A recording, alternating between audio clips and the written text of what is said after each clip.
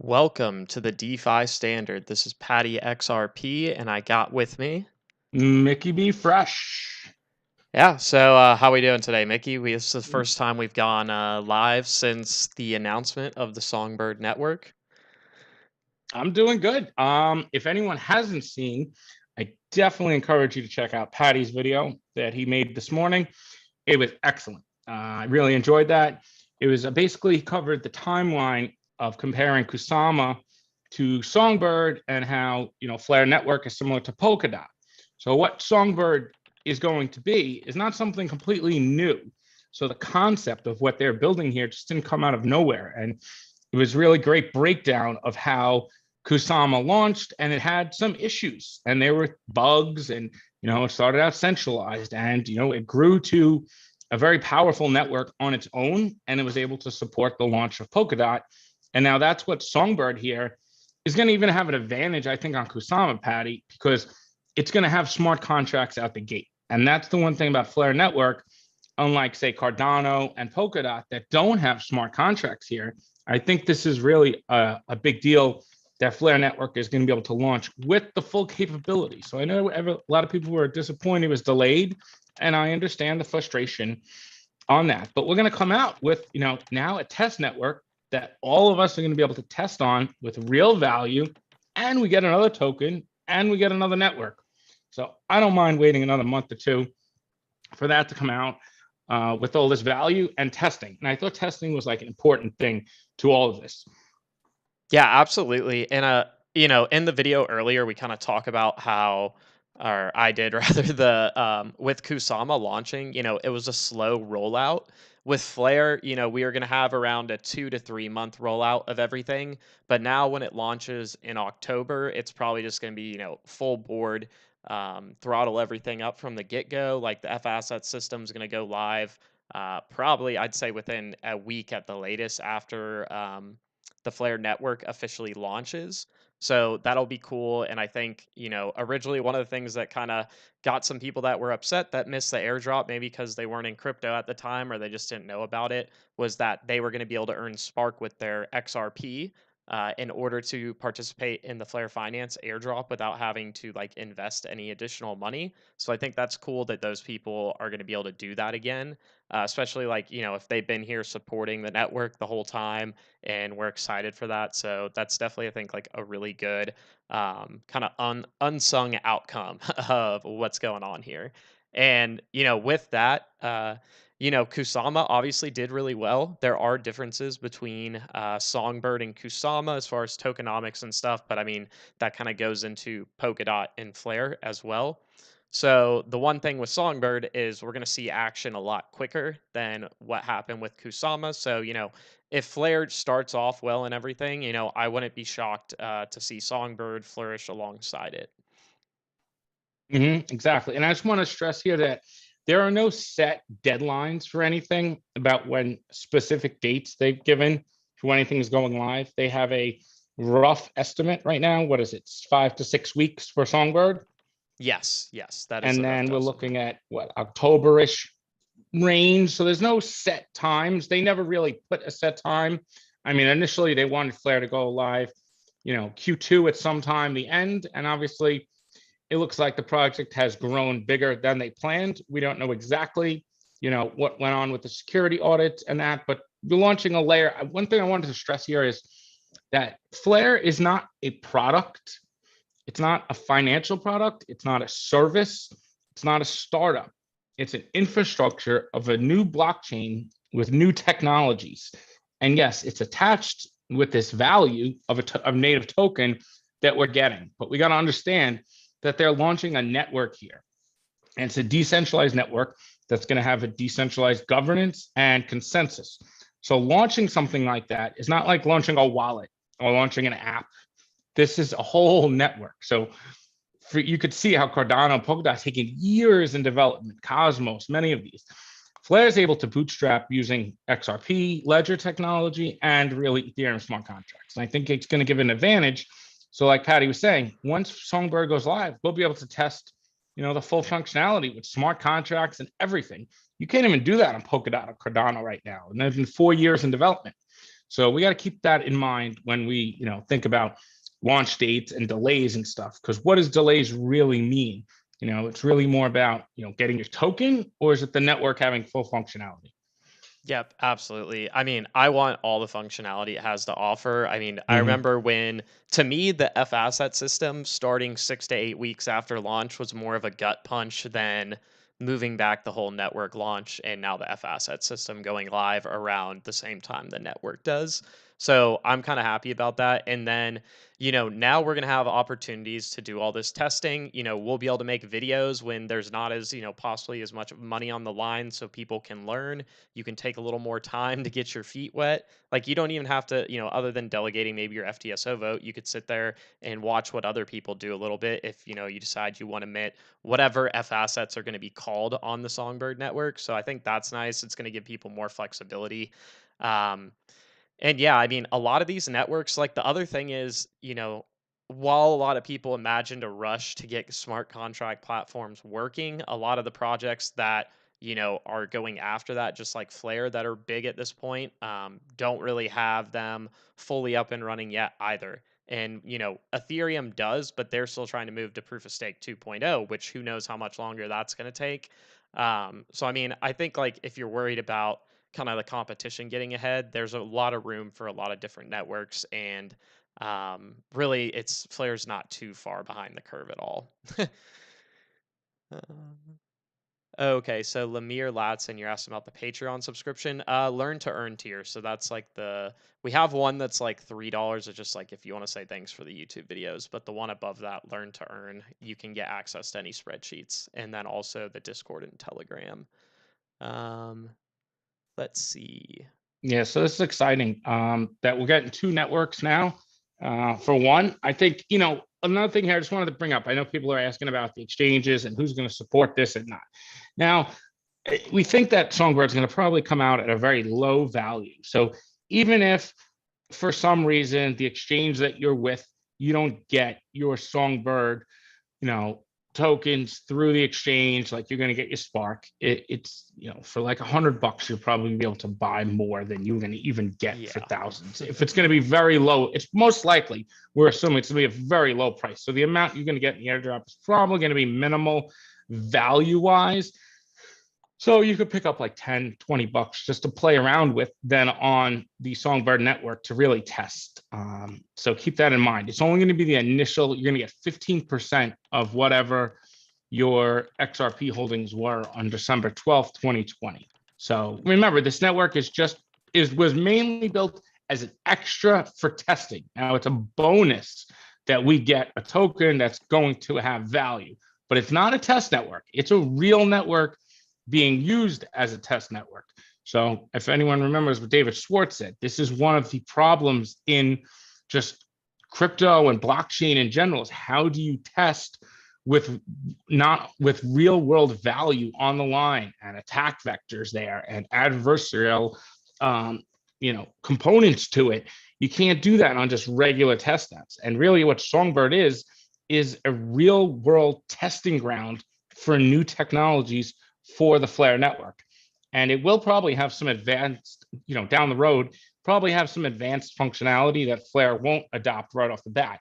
Also, another thing here is that Spark dependent applications are going to be special applications like that integrate with the FTSO. If you want to build an application that integrates your smart contracts with all those price feeds and governed by the Spark token holders, it's going to have to be approved by the governance of the Flare network. Also, if it wants to integrate directly with the F asset system, it will have to be approved by the Spark governance. So that means that we'll be able to see all these applications that would like to do that, test on Songbird first, and then the ones that we really like and that are successful there, governance can approve. So it's kind of like the farm system of like, say, baseball, there's the minor leagues. And it's like, okay, well, which one are we going to bring up is going to be the next superstar on the Flare network? And I think that's, a really good foundation for a future that is unknown. And even smart contract capabilities. Solidity and the Ethereum virtual machine in 5 years might not be the standard. And there might be new smart contracts. And there might be multiple types. And they said that in the blog, that it's starting with pure EVM, but that could change and new ones could be adopted and it could start on Songbird. So I think that's like a big, opportunity for, Flare and just the ecosystem now. And then the Songbird network could kind of go off and be synergistic in a way where it takes on a different, you know, persona than Flare network does. So you kind of got their sister networks. Yeah, absolutely. And, one of the things that kind of was an issue on Ethereum at times was the fact that it was so easy for projects to spin up that, you just get a bunch of spam and scam projects launching on the network that's cluttering its bandwidth, raising the gas fees, and all that kind of stuff. So here it's like more of a controlled addition into the network. And like you're saying, with those Spark dependent applications, which could have three different things like FTSO ones, F asset systems, another. I forget what the third is, honestly, but it I does think kind it's of. governed by the Spark token holders. Oh, that's what it is. You're right. Yep. It's So governed by the Spark holders. yeah, so if it's using some of those components, then it be considered a Spark dependent application and have to go through governance. And I imagine we're going to want those kind of things tested on Songbird before. So, this kind of leads me into a question somebody was asking in the chat, which I think is a good discussion to have. And they were saying, given the rightly warning that the network is not the main net and to expect chaos, are we expected to mint our XRP on Songbird? And I would say no. So you can if you want to, and I'll outline why you may possibly want to. There's not going to be a set rewards pool for minting, F assets on Songbird Network. I hope that we find a term to use that for, but I'll leave that to Flare to come up with. Um, so, you're not going to get rewarded just for minting like, XRP onto the Songbird network. But what will happen is Flare Finance has already said that they're going to offer opportunities for people to earn additional DFLR, which is going to be the token that you can swap to get YFLR, like when they do the Flare Finance airdrop. But they have a 40 million YFLR reserve set up so they could tap into some of that and then have that be distributed as incentives for people to participate in the Flare Finance, Songbird Mm-hmm. protocol. So I think that'll be really interesting. And, I imagine they could use it how they're going to use YFIN on the network. So, like, you provide liquidity, let's say, between Songbird and YUSD, and you could earn, DFLR that you can eventually on Flare Network swap for YFLR. So I think that's going to be one of the big things that you'll have to decide, like, all right, is it worth it for me to put money in or not? Like, how much of that could you potentially earn?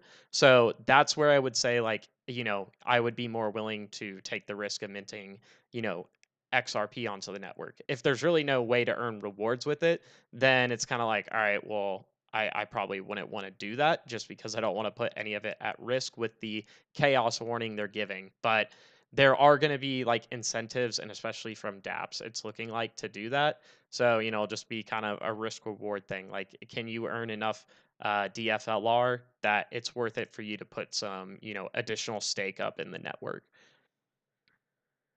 I don't know if you have any thoughts on Let me that, just Mickey. throw. Yeah. Yeah, I just want to throw out there.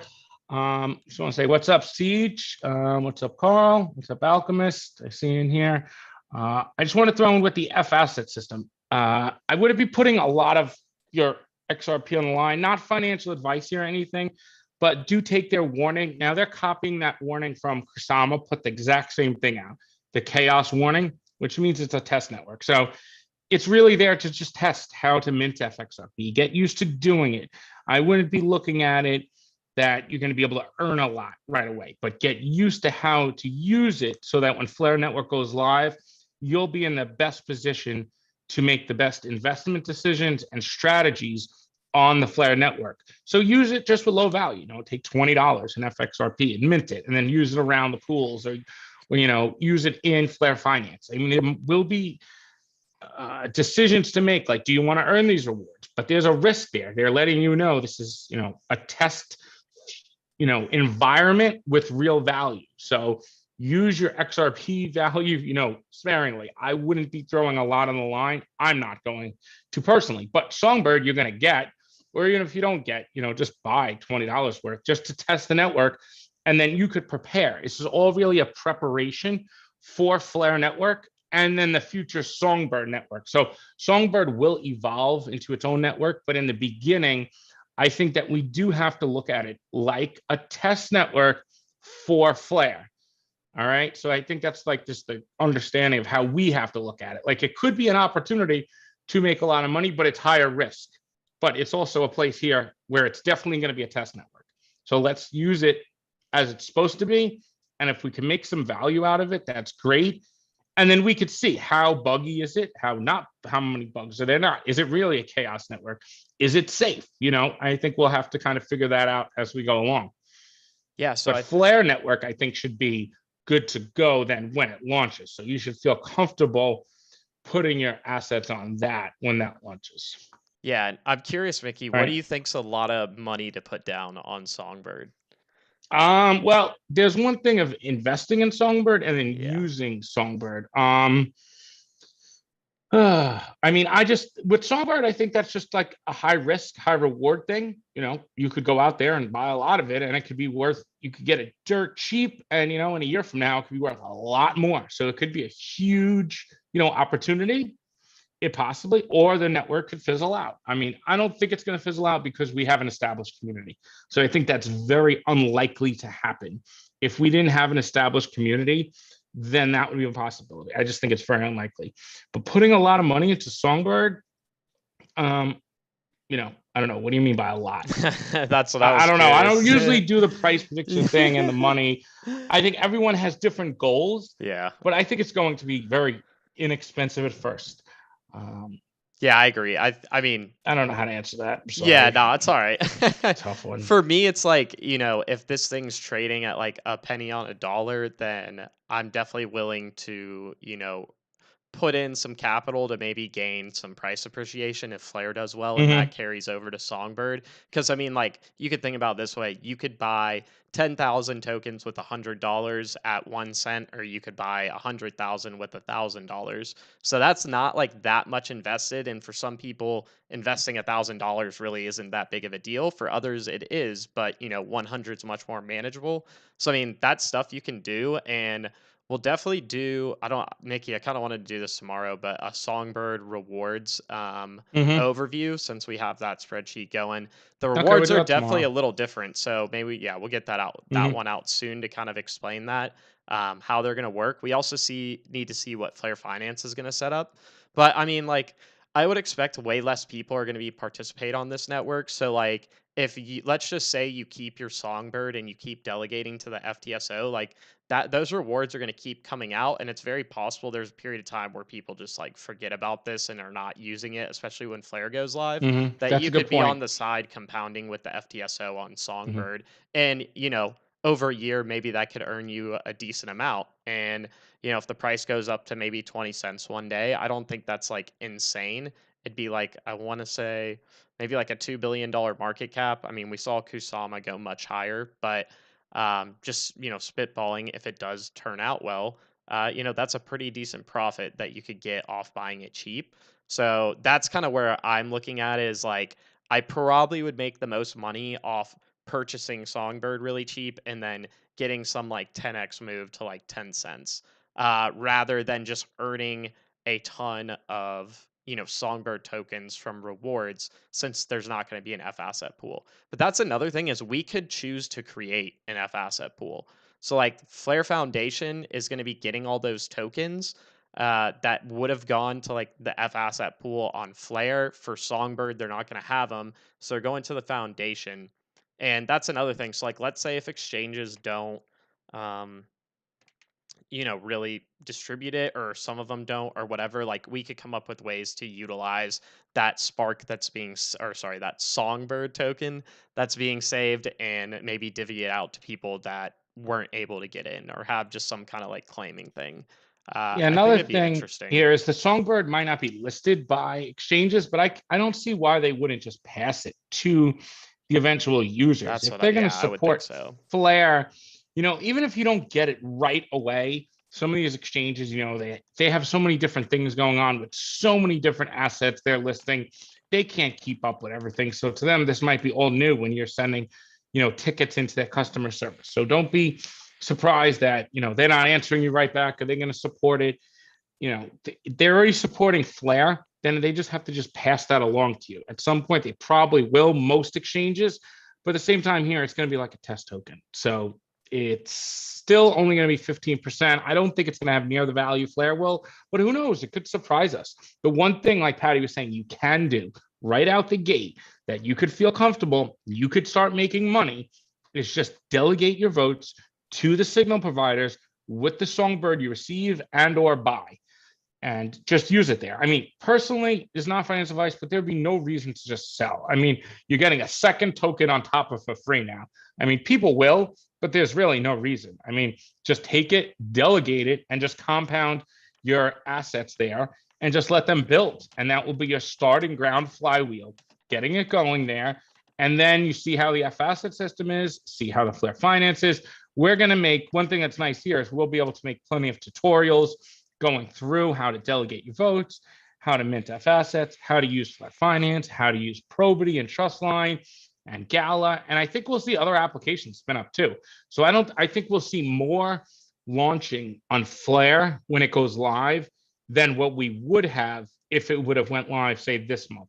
Yeah, like Trustline is definitely looking like it'll probably going live now shortly after Flare, like maybe sometime in October. I'm not telling you to write that down. I'm just saying it's looking better now because originally, like when Matt was talking, it's like, yeah, it's probably going to be a couple months after. That was when the network was going to launch in July. And it seems like he's feeling better that they'll be able to at least be closer to Flare launch. So I think that's really cool. And we can start seeing how the interplay between Trustline and Probity will work with Flare Finance, and maybe utilizing loans from Trustline in the future and bringing them into Flare Finance to take advantage of the yields there.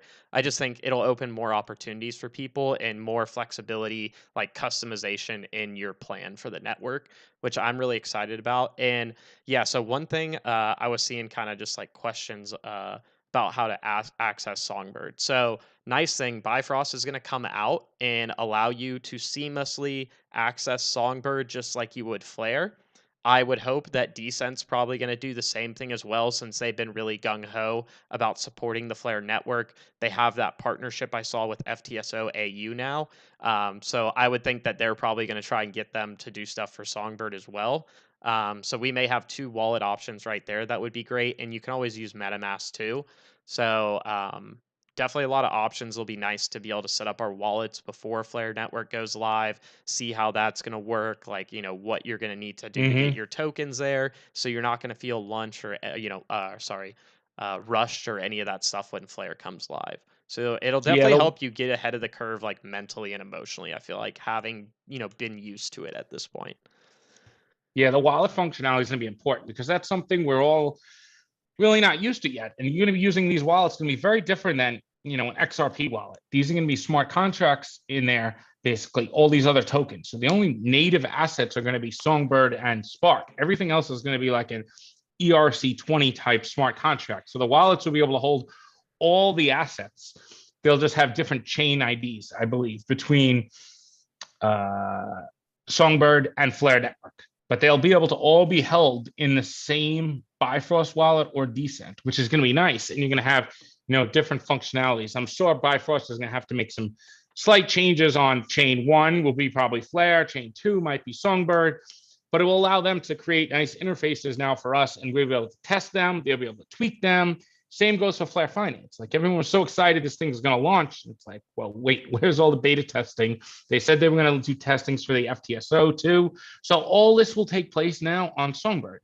I think long run, everyone's going to be so much happier that this took place, and the frustration will subside.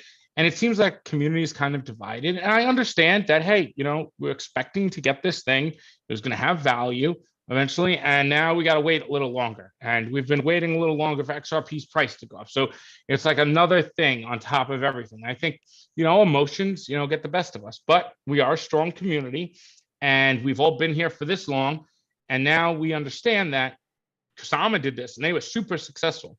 And I think we're realizing that Flare, the marketing thing here is another thing I want to talk about.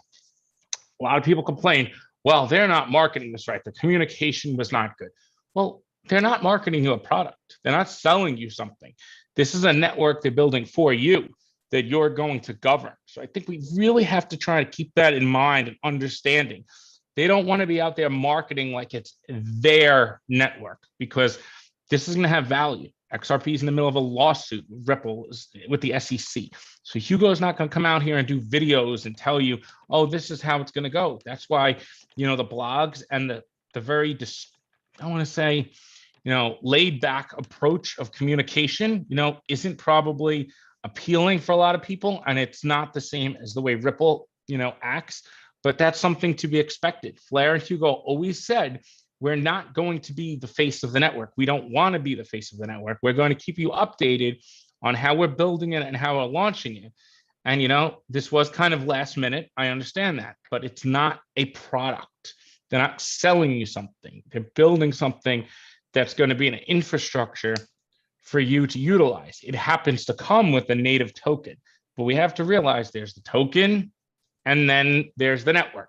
They go together. I think a lot of us, as a community, was trying to, understand, well, we got this value coming to us, but then we got this network launching. Well, why is the network launching on time? Well, the network is very complicated and it's not so simple, but there was really never deadlines. And we didn't really do it. It's not like we had an ICO and we invested money into this. So on that front, I understand why they did it. But I think this was a smart move. I really can't I've looked to everything possible, how to see how this would be negative, and I'm not finding really anything. Have you, Patty? No, I mean, like the only, I think the main negative that you could argue is that, oh, less people be participating or whatever, or will sell their tokens, so the price will go down. But I mean, I think more, to me, that's better for because me. We'll see. I Yeah, think I don't more know. will happen in well, they could say whatever they want now, Yeah. but they'll see Songbird. They could say what people will say whatever they want now. I'm selling. And 2 months later, after they see Songbird and they test it, they'll be the first ones there buying it. So I wouldn't go so much on people's emotions on Twitter. Things change very quickly. Look how people like, oh, I'm selling everything XRP. It's going down to 20 cents. And then when it's going up, oh, it's going to the moon. So, Twitter psychology and how it emotionally is, I think is just, I mean, I will agree with you on that. That was the only argument I can really make at this point. I mean, whether it goes, launches in a week or 2 months from now, in like the grand scheme of things, it's just really not a big deal to me. It's not like, product deadlines and stuff like that with like, publicly traded companies and things like that. It's a completely different situation. So I want to get back into the chat because you guys have some good questions or observations that I want to address on. First, I want to say XRP Vacations. Thank you for the SpongeBob Pretty Patty episode reference. I enjoyed that. Appreciate it. So here's a good one. Barry Jr. said, will we be getting an idea of which FTSO providers will be the best to delegate on Flare by their accuracy on Songbird? 100%. Absolutely. That is a big thing about this Songbird network that's going to take a lot of guessing away from the launch of Flare, is we're going to be able to start seeing how these signal providers are performing, because they're doing the same price feeds. The only difference is it's with the Songbird token rather than the Spark token. But from a technical standpoint, it's just pulling from two different price feeds. You don't have to do too much other stuff. So I think that's super important and really awesome. And then I see Joe C asked FSGB. And I mean, that's something we could definitely see in the future, Mickey, is possibly Songbird as an F asset. I don't know if you've thought about that at all, but oh, I think wow. that's a good point. All right. So we could go into that conversation. So interoperability between the Songbird network and then interoperability between the Flare network. That's going to really be interesting there. I think they would have to call it something else. I don't know if it would be called necessarily F asset, but Well, I I do think think it what can be he's brought over. Yeah. yeah, okay, cool. Yeah, I that's what think I'm absolutely. thinking. And I think it could go vice versa too. I think you could see actually Spark go over to Songbird. I don't see why not. Um, Really interesting. Yeah, that's something we have to ask Hugo. That's a good question. I mean, I don't know why it wouldn't if they're two Yeah. independent blockchains. And then also Yeah, somebody F earlier, I asset. didn't touch on this. They're Good asking, question. yeah, and somebody earlier was asking, so if we got DFLR allocated to us on Songbird, how would we get that onto Flare? Well, as since Songbird's going to have smart contracts on it, Flare Finance could build an easy bridge from Songbird over to Flare Network, and maybe they would award you DFLR there, and then you could transfer that over the bridge or through the Flare wrap protocol that they have, and bring that onto Flare Finance that way, so you can swap it for YFLR. I don't know how they would ultimately set that up, but that's just one way that I'm kind of thinking it could work. Yes, It, and also another thing, can I just throw out there? yeah, definitely. Layer twos, and I know that comes up a lot.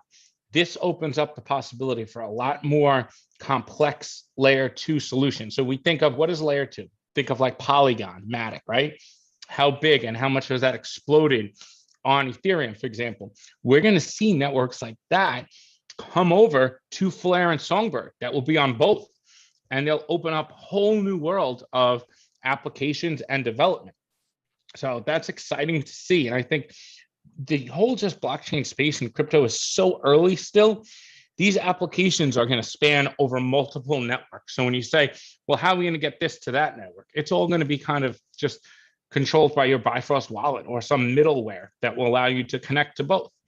And it will definitely expand from there with the layer twos. I think we'll see a lot more of that activity. And when I say layer two, think of like XRP Ledger side chains.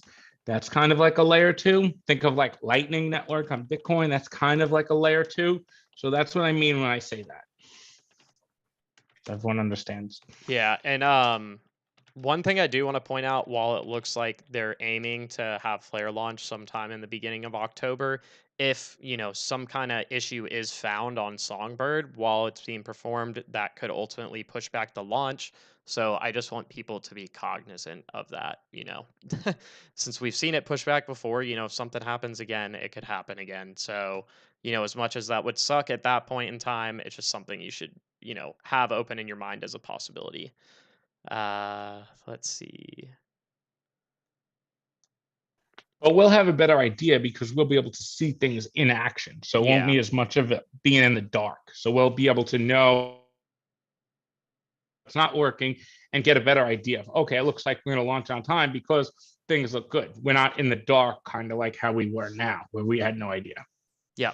And then I see another good question here. So from Adam Cobb, will Songbird's code be audited? So some of it has been audited since they have completed at least one of their security audits. When Kusama launched, they actually didn't audit any of the code with external auditors. So I feel like that's a step above that. Now, Flare's been audited since 2019. They've been getting audits. Security audits, yeah, on the consensus and stuff. It's been a in-process project. But remember, you can only audit so much when nothing is live. So when you audit an application, it's audited on top of a network. But if there's no established network yet, how do you audit it? So I think that's one of the problems they came across with Flare. Now, when Songbird is up and running, it will have as much auditing as it can, but it has to be live. Like, there's only so much of a test net you could audit, probably. Yeah, definitely. Right. But I think, yeah, they're going to go through the full audits on Songbird, but they can only audit up to, what they could do on, like, Costin was a test net of what Flare was going to represent, but it wasn't the actual network itself. Songbird will be an actual fully built network, and all the validators that were going to be there. Remember, they're integrating with 4 other blockchains on this thing. Yep, absolutely. That's a big integration. How many other networks start out where they're integrated with 4 other blockchains, not just their own, 4 others. Yeah, and what's also funny is Kusama actually became the first ever, it's like heterogeneously sharded proof of stake protocol, like decentralized one in the history of blockchain, and that's what Polkadot's going to be. But it's just funny that like Kusama's the Canary Network and technically was that before Polkadot ever was. But like that's like their whole plan for Polkadot. So it's like, yeah, Songbird's getting a lot of great stuff that hasn't been done before by other projects, and that's what Flare is going to have, but it's coming to Songbird first. So I think it's kind of interesting. Here's There's one. Also, oh yeah, okay. I was just going to quickly that Songbird could have a little centralization to it in the beginning to have tweaks and to get the network going, where Flare was trying to launch completely decentralized with full governance. Now Songbird doesn't have to do that. It could have some centralization because it's still, a test network with value. So nobody's going to complain if it's a little centralized in the beginning. And that gives more flexibility and leeway to tweak things in the beginning. Mm-hmm. So I have a question I'll answer, and then there's one that I would like you to comment on. So the first one is Walt Gardner was asking what made Kusama's price get so high. So three factors for me. For about a year after it launched, it didn't really do much price wise. Then when Polkadot went live, it got a large bump. And then additionally, we had the whole bull run happening from last fall to spring. That was also part of it. And then the third thing was smart contracts came to Kusama and they're not even on Polkadot yet. And with smart contracts, they don't do it on like the main part of the Kusama network or Polkadot. They have this relay chain and then they have these side chains called parachains that run parallel to this relay chain that handles consensus and interoperability. And these side chains are what has the functionality to do smart contracts, kind of similar to what XRPL is trying to do now. And they have this thing where they do these they're called slot auctions. So if you're a project that wants to lease one of these parachain spots, you have to have enough stake backing you in the dot token, or for Kusama the KSM token, and that causes a lot of the supply to get locked up for long periods of time. So I think that helped with during a really powerful bull run. A lot of the supply starting to get locked up and people getting it in anticipation for that process, which has been going on for like the past month on Kusama. I think that's one of the other things that really played into the price shooting up as much as it did. And then Mickey, the one I wanted you to answer is from Full Irene 206. She says, "How serious do you guys think this coming wave of new regulations is for DeFi?" Okay, so coming regulations for DeFi. So I think we're going to see regulatory probably come down on the travel rule mostly. So think of where they could regulate DeFi is the endpoints, where you enter the actual DeFi product. Now, that's basically the API to the interface. That's where I think you're going to see KYC, AML need to be integrated. You're not going to be able to regulate the software in between DeFi. It's just impossible. It's literally impossible. And the CFTC knows that. But the travel rule, you're not really going to be able to get around that. They're going to need to regulate there. Now, they can't even force, technically, it's going to be impossible to force that on DeFi. But the projects that are going to be legitimate, like your compounds, your Aves, your Yearn Finance, but even Uniswap's going to have to, and Flare Finance will, and Trustline will, is just have a basic, bare bones KYC AML so that everyone who's participating in that DeFi application is KYC to AML. And maybe the identities can be stored offline. They don't have to be attached even to the wallet online.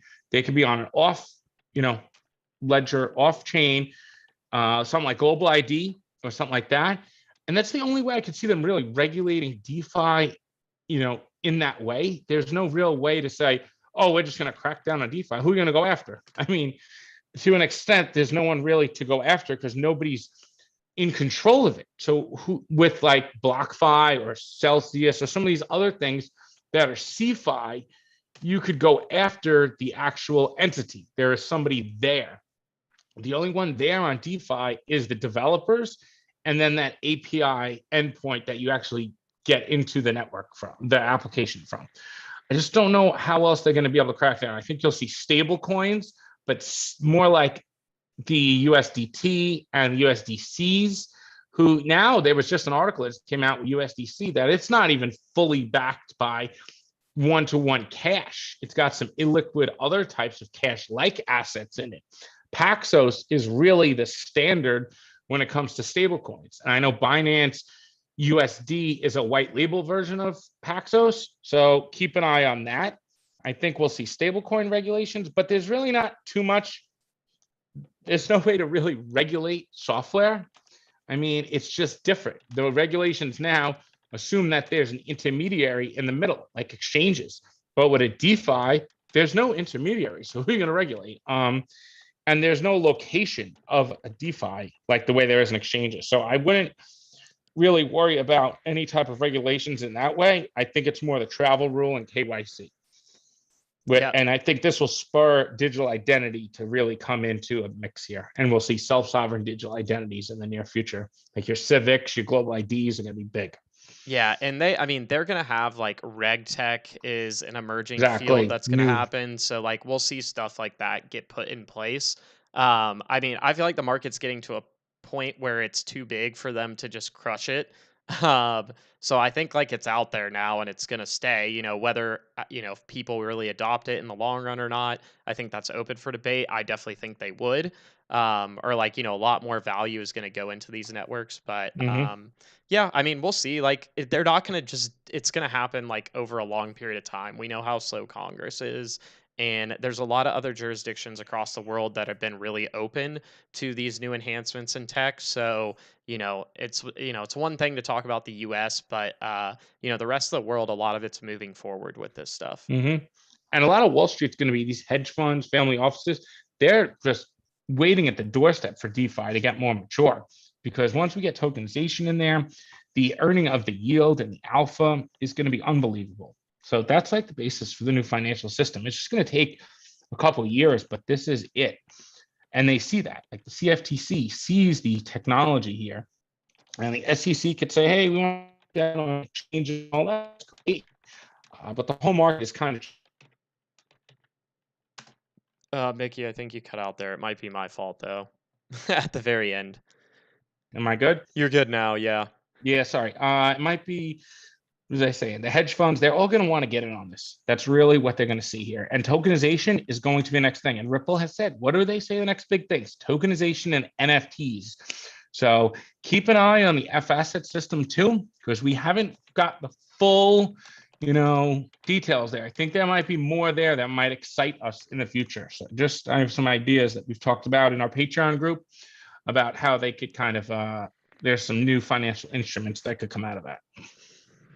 Yep, absolutely. So I think we're about 45 minutes in, so we're going to wrap up here. I do want to say somebody gave out a good point here at the end. So Green K219 said we would need a solid security layer for KYC AML at the API layer, and then he goes, would Panther Protocol also integrate with Songbird as well? So that's interesting. I can definitely pose that question to them and see if they're at least looking at it. I'll probably wait till it gets closer to Songbird launching, but like they could definitely preemptively go on Songbird like whenever they plan to launch on Flare and test it out on Songbird first to make sure everything's working and their connections with Flare are good before moving on to Flare. So I'd say that's definitely, I mean, it's a possibility. We'll have to see how they go about that, but I'll definitely put that out as we get closer to Songbird launching. But yeah, Mickey, do you have anything else you wanted to add in? Or you No, good? I think that's it. But tomorrow, I think you should all look out for Patty. We're going to go over the spreadsheet tomorrow morning. We can do that. Yeah, we'll do that whenever we get up. I think that just to give good. you an idea of what you could earn. Yes, the rewards are going to be a little less on the FTSO with Songbird, but it will still give you an idea of what you could expect. Kind of just a brief overview to give everyone an idea of what to expect. Because remember, these networks, you're able to earn network rewards. So like miners earn rewards on Bitcoin and Ethereum, you're able to earn these rewards as just a Songbird holder or Spark holder. So you still get that ability to compound interest and you get a chance to practice. And I think that's a big deal. Being able to practice on something this important, I think is really important. And it will give us all an opportunity to make more money. Cool. All right. Well, this is the DeFi Standard. I'm Patty XRP, and I'm Mickey B. Fresh. Nice. And we are out. See you guys.